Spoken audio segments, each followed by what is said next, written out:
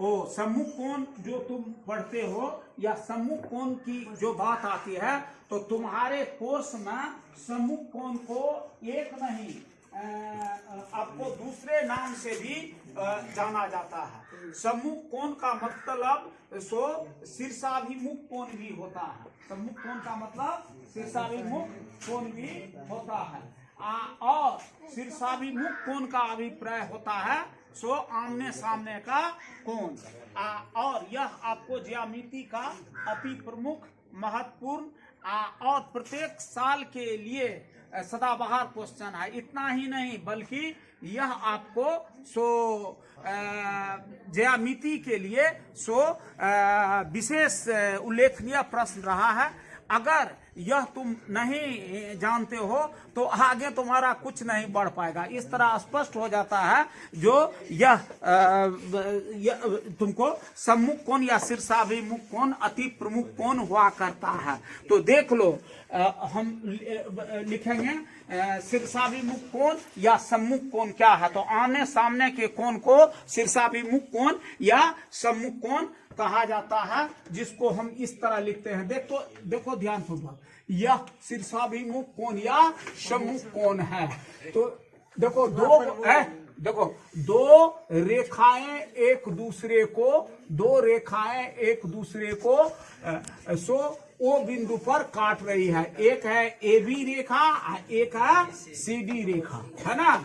A B और C D वो एक दूसरे को कहाँ प्रतिच्छेद कर रही है, वो बिंदु पर। और हमको क्या दिखाना है, सम्मुख कोण यह और यह और यह। आपको 1 बराबर 2 कोण 3 बराबर 4। समझ गए बात को। क्या हम लिखे, सुनो क्या कर रहा है। ये ए बी रेखा और सी डी रेखा एक दूसरे को ए बिंदु पर प्रतिच्छेद करती है और हमको दिखाना है क्या, सामने के कोण ही होता है सम्मुख कोण या शीर्षाभिमुख कोण। यह बराबर होता है कैसे। तो अब यह जो हम दिखाने के लिए गए या तुम लोगों को इसका जो ज्ञातव्य करवाए तो लिखना है जो ए बी एवं सी डी रेखा। ध्यान पूर्वक देखो, इधर और कुछ नहीं देखना, इसको देखो। ए बी और सी डी रेखाएं एक दूसरे को कहाँ, कौन बिंदु पर, ओ बिंदु पर प्रतिच्छेद करती है।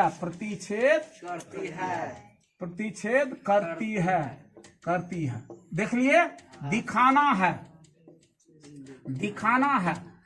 है क्या हमके सम्मुख कोण या शीर्षाभिमुख कोण। रे देखो रे, क्या उससे बात करता है पागल, बेकार में पढ़ने के लिए आते हो। यहाँ देखोगे तो एक बात होगा, उससे बात कर रहा है। 1 बराबर 2 लगता है जो सिनेमा है, पढ़ने के लिए आता है, सिनेमा देखने के लिए आता है। 1 बराबर 2 और 3 बराबर 4। जबकि तुम जानते हो जो हमारे पास वही बच्चे पढ़ो जो पढ़ने वाला है, जो नहीं समझते हो, जिसका चरित्र अच्छा नहीं, वो हमारे पास नहीं रखो। क्योंकि मेरा यह नेचर नहीं है कि how to earn more money in any way. So नहीं, जब चरित्रवान बनोगे, जब समझोगे, तभी यहाँ टिको। आज 35 साल से पढ़ा रहे हैं, यही मेरी विशेषता है। और जो पढ़ा रहे हैं उसको देखो, शिष्ट यहाँ रखना होगा। युग जहां भी चला गया उससे मतलब नहीं है, हम एक शिष्ट टीचर हैं, शिष्ट बनाते हैं। 1 बराबर 2 और 3 बराबर 4। देख लिए बात को। अब प्रमाण की प्रस्तुति करो। प्रमाण कैसे हम दिखा सकते हैं, यह होगा।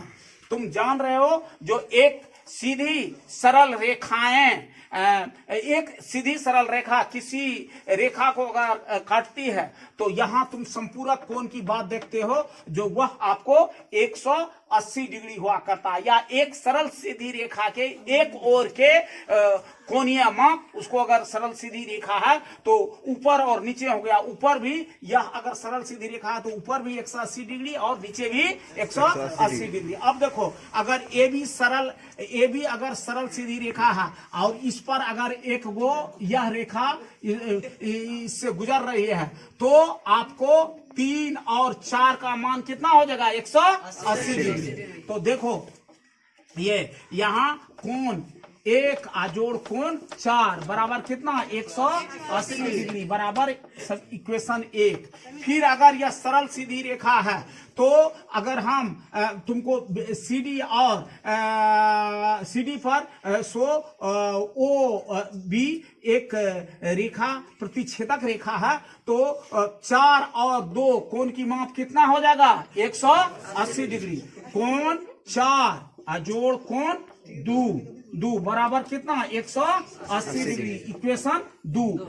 अगर फिर यह आपको ये OD अगर सरल रेखा है या सरल रेखा प्रतिच्छेद कर रही है AB को तो 3 और 2 का मान कितना होगा कोण 180 डिग्री चाहे ऊपर रहे या नीचा रहे।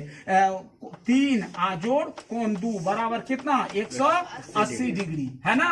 ये इक्वेशन हो गया 3। देखो अगर हम एक ये रेखा करते हैं AB अगर रेखा लिए और ऐसे अगर काट दिए तो ये कोण कितना हो जाएगा 180 डिग्री। अगर 1 जोड़ 2 करे तो 180 डिग्री ऊपर या नीचे। देखो समझाने की बात है अगर AB एक सरल सीधी रेखा है नीचे भी अगर काटते हैं यह अगर कोई प्रतिच्छेदक रेखा है तो ई कोण 3 और 4 इसको अगर मान लेंगे तो यह भी कितना होगा 180 डिग्री।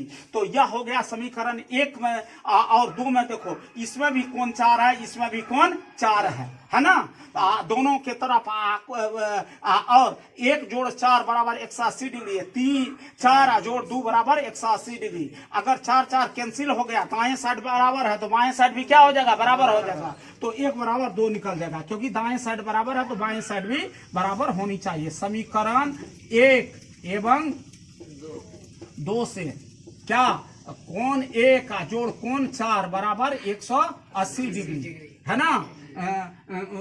और फिर कितना 4 जोड़ 2 बराबर कितना 180 डिग्री है। दोनों तरफ 180 है तो बराबर हो गया। यह कट जाएगा ये +4 आएगा तो -4 इधर कट गया बराबर हो जाएगा यहाँ क्या कोण 1 बराबर कोण 2 वहां रे। फिर देखो समीकरण 3 एवं 4 से 3 एवं 4 से 3 नहीं 2 एवं 3 से देखो यहाँ इसमें भी है कोण 2 इसमें भी है 2 है ना। दाएं साइड 180 डिग्री दाएं साइड 180 डिग्री तो बाएं साइड भी बराबर होगी। अब देखो यह जो हो जाएगा कोण कितना 4 जोड़ कोण 2 बराबर कितना है 180 डिग्री। ये हो जाएगा कितना 3 जोड़ 2 बराबर कितना है 180 डिग्री। 3 जोड़ 2 बराबर 180 डिग्री। इधर भी है +2 -2 तो यह कैंसिल हो जाएगा बराबर कोण 3 बराबर कोण 4 है ना। यही दिखाना था ना। तो अब देखो कहोगे जो सर ये भी तो 180 डिग्री है तो ये बराबर नहीं होगा। ये अगर समीकरण 1 और 4 को बराबर करेंगे तो नहीं होगा क्योंकि इसमें 1 और 4 है इसमें 3 और 2 है। और इसमें ये समीकरण 1 में 4 है और समीकरण 2 में भी 4 है।